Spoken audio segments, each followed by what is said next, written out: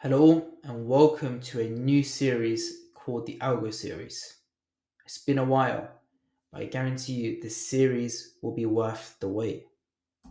Before we get into this educational series and the first episode, please read this full disclaimer.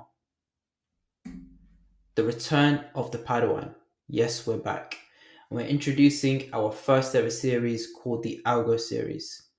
This series will clear everything I utilize within my one-shot, one-kill model from a top-down perspective, how I view setups, how I build a narrative, how I actually get my draw, and ultimately what I look for to find consistent one-shot, one-kill setups, both from a fundamental perspective, technical, and ultimately utilizing a consistent risk edge.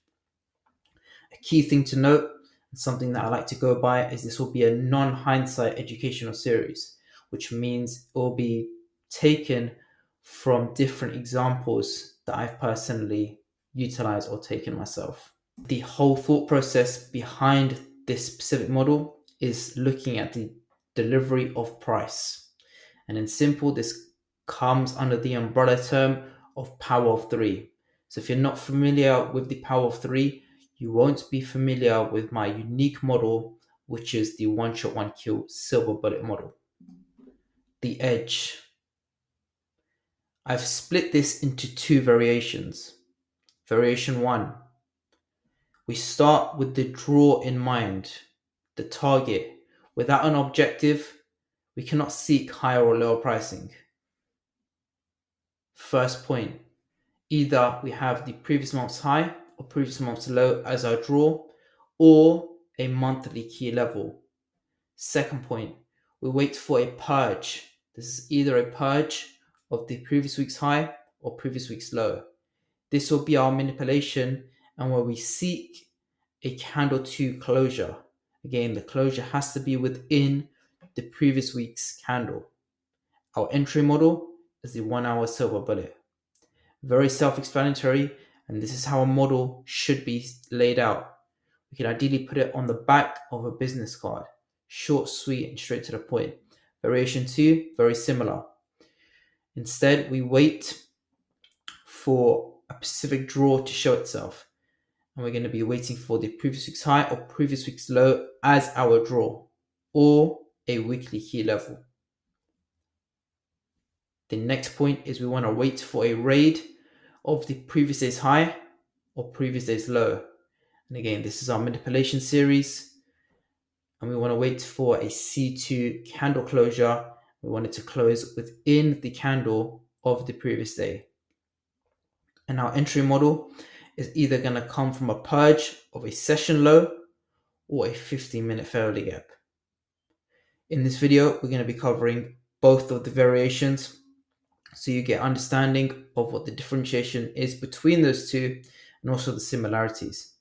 If you don't understand everything in this first video, that's perfectly normal because there's going to be a 7-part chapter on exactly how I structure this whole model. But this is going to be an introduction towards the model. We're going to be starting it off with a case study on AUDCHF, which I had given my narrative bias on exactly publicly as well on me expecting higher pricing on this from I believe it was a 4-hour fair value gap. And we actually got the distribution in our favored bias, hitting our objective cleanly within the span of about 30 minutes. So it was a clean distribution move towards our favored narrative. And I'm going to be covering exactly why and how we were involved in this setup. So the reasoning behind this setup was actually due to variation 2. And the first point is we got to have either a raid of the previous week's low or a key level on a weekly time frame. And in this example, we have the key level being met, which is this weekly bullish order block. Last down candle prior to this bullish engulfing candle. Previous week's high as our specific draw. So we're utilizing this high as our draw. This is our key level, and this is the candle we're looking to trade off.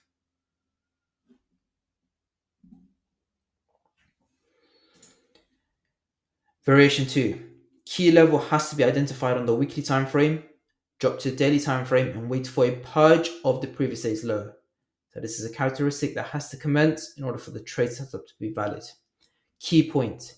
Candle must close within the previous daily candle for C2 to be valid.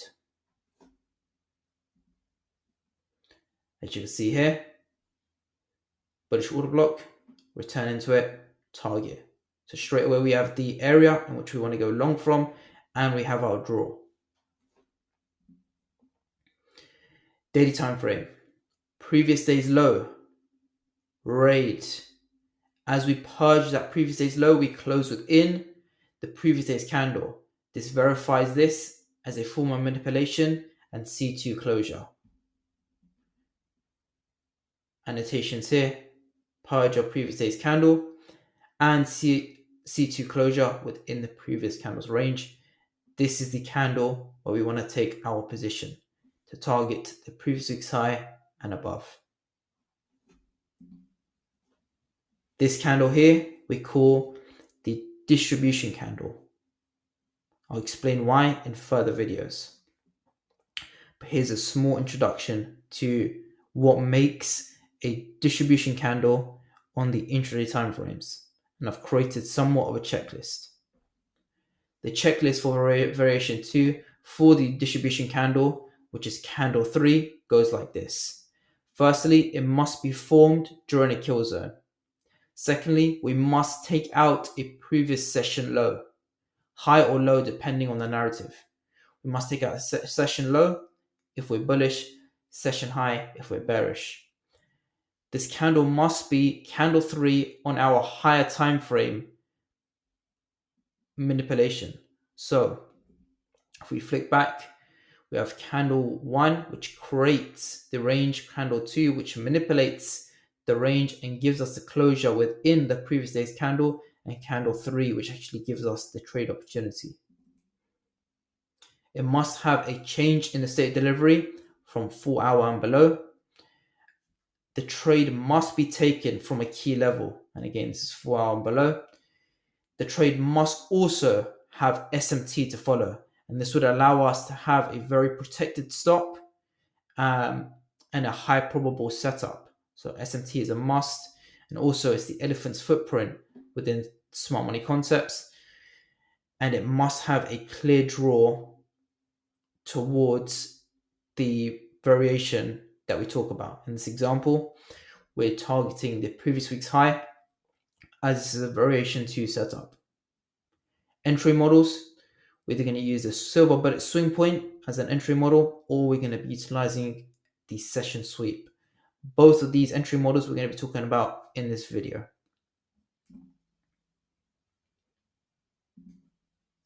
So we're going to zoom into the wick of this daily candle, understanding how to actually capitalize the low and to target a high probable, favorable 1 to 3 risk reward. On the side, top left, I've got a checklist so we can check every single point as we're going down. So firstly, we want to see a change in the state delivery after we have the daily previous day's low purge. As we can see here, we have this 4 hour change in the state delivery from this bullish candle. So that's criteria 1 checked. Next is our kill zone. We want it to form in a favorable. So here we've created a checklist and we're going to go through each point for the distribution candle. First, we have the change in the state delivery. 4 hour candle high before this purge of the previous day's low. So we're going to utilize this as this is the most biggest beefy bodied candle before the purge. Bullish candle above and a closure above this candle, which verifies this as a change in the state delivery on the 4 hour time frame. Next is our key level. We're going to be utilizing this 4 hour fair value gap here. Price rebalance here. Price has had a rebalance here. This is the most cleanest area to take a trade opportunity from.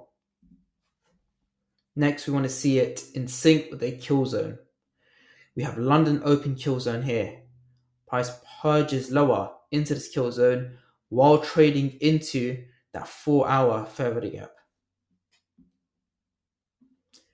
Candle 1, candle 2, candle 3 is where we want to be present in our setup. Purge of a session low. This is key. As soon as we get a raid at this session low, it gives us the opportunity to go long on this setup.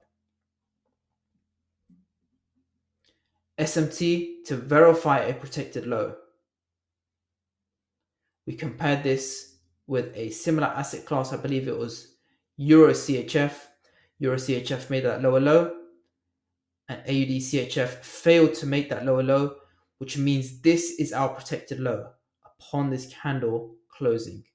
Then every single candle to follow should remain a high probable setup, and we shouldn't really go below this low here. This is our invalidation point. Sorry, the correlated asset was NZD-CHF, and you can check this on your own charts.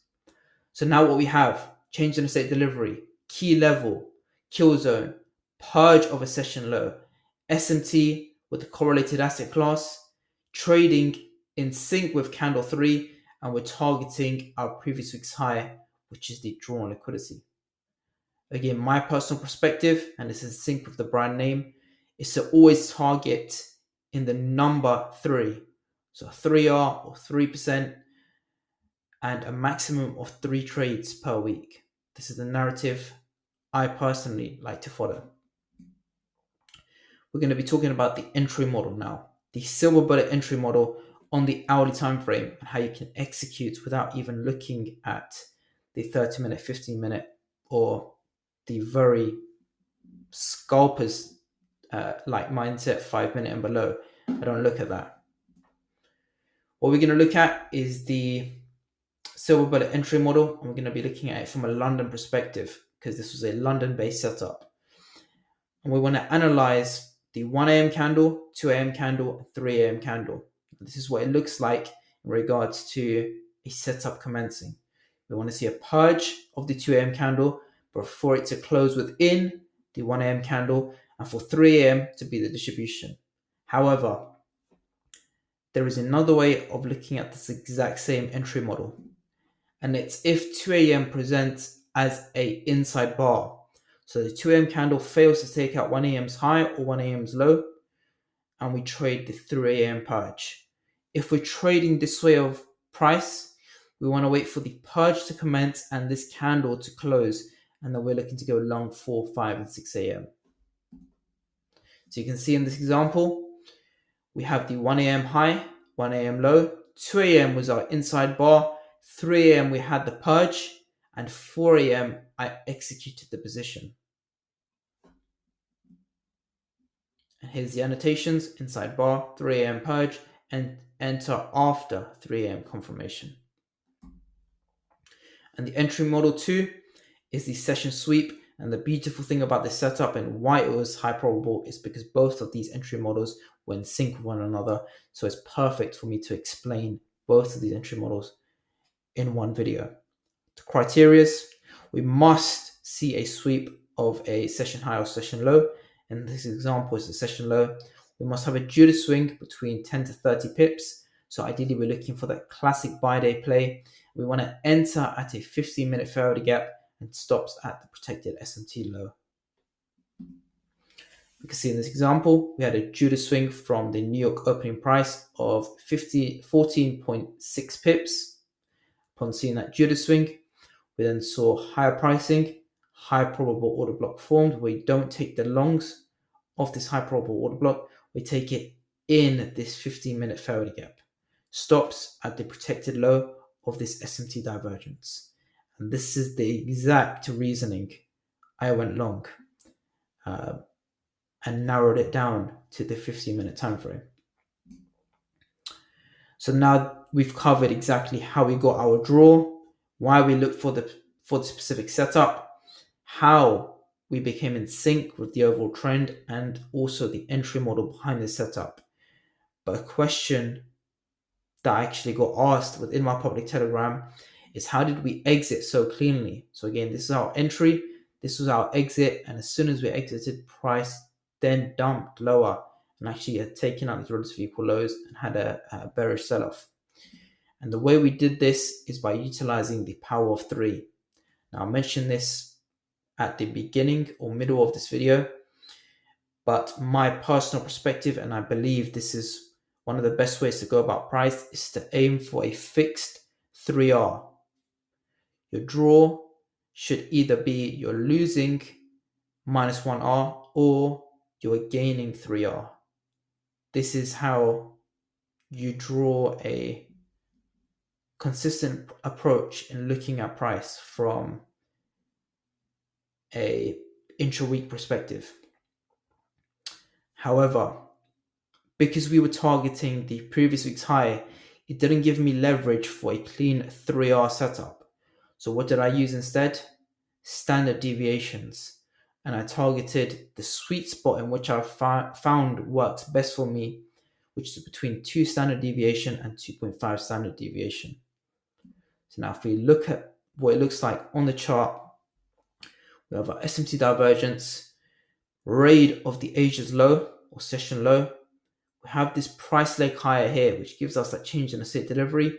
Entry came within this 15-minute fair value gap. And as soon as we had this small retracement here, I used the low and the high of this price swing and projected it until we got a standard deviation of -2 to -2.5, and that fell straight within the 3R range. And you can see, as soon as we executed this position, we were roughly straight away in profit, had the small retracement back into this fair value gap, and then we skyrocketed higher. Now, what was the catalyst towards this volatility? Why did we see such a strong expansion on a pair like AUDCHF, and what actually made me want to trade that? I'm going to leave you with the icing on the cake, but this is something I am going to expand on as the months go on. And it's something that most mentors or educators out there don't really talk about, but COT reports. When you understand how to read non-commercials, when you understand how to read commercials, when you understand how to read speculators and the contracts they have within price, it gives you such a strong certainty in regards to a certain direction being net bullish or net bearish. I'm going to break it down in the most simplistic way possible so you can get a grasp. But in future videos, I will give a more in-depth explanation on COT.